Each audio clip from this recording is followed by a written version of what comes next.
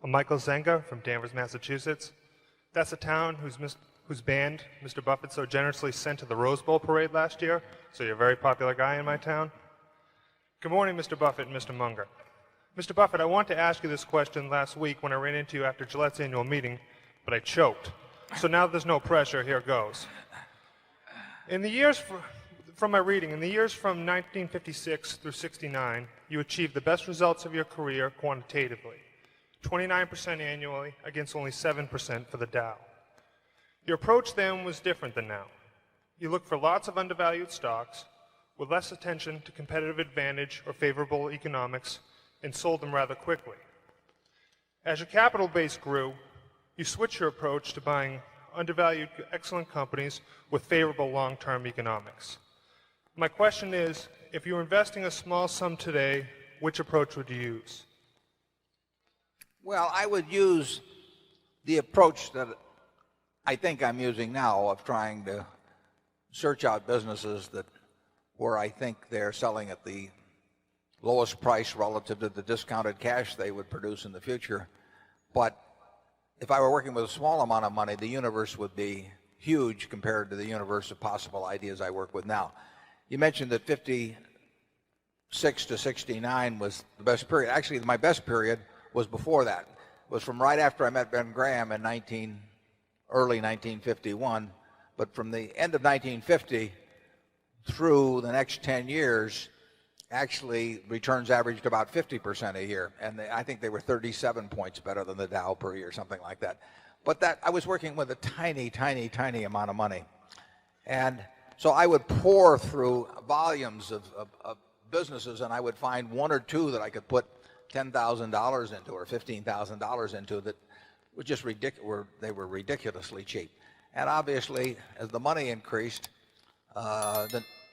the universe of possible ideas started shrinking dramatically.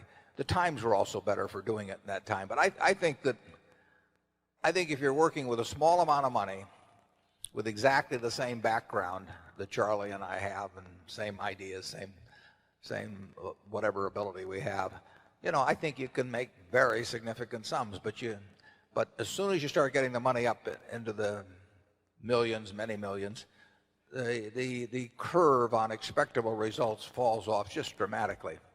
But that's the nature of it. You've got to, when you get up to things you can put millions of dollars into, you've got a lot of competition looking at that, and they're not looking as I did when I started. When I started, I went through the pages of the manuals page by page. I mean, I probably went through 20,000 pages in the Moody's Industrial, Transportation, Banks, and Finance manuals. And I did it twice. And I actually, looked at every business. I didn't look very hard at some.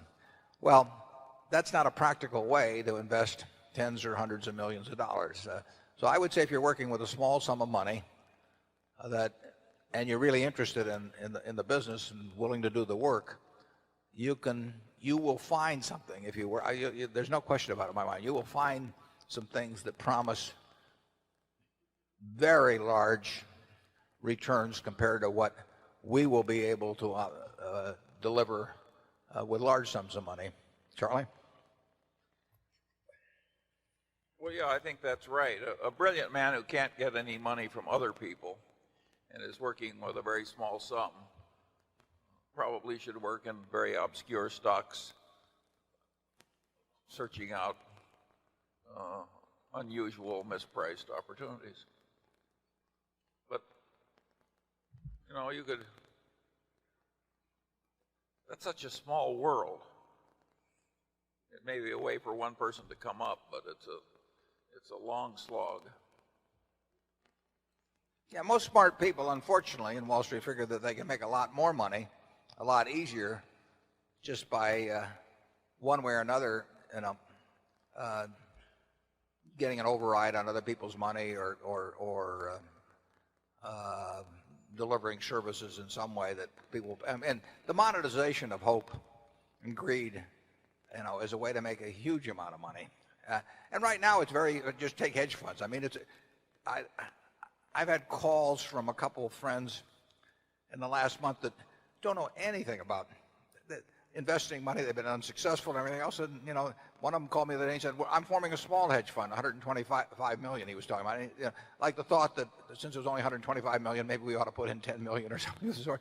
I mean, if you looked at this fellow's Schedule D on his 1040 for the last 20 years, you know, you'd think he ought to be mowing lawns. But, Yeah. but he may get his 125 million. I mean, you know, and it's just astounding to me how willing people are during a bull market just to toss money around because they, you know, they think it's easy. And of course that's what they felt about internet stocks a few years ago. They'll think about something else next year too. But the biggest money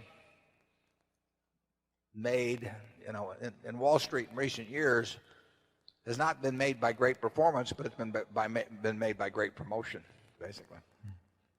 Charlie, do you have anything? Well, I would state it even more strongly. I think the current scene is obscene. I think there's too much mania. There's too much chasing after easy money. There's too much misleading sales material about investments. There's too much on the television emphasizing speculation in stocks.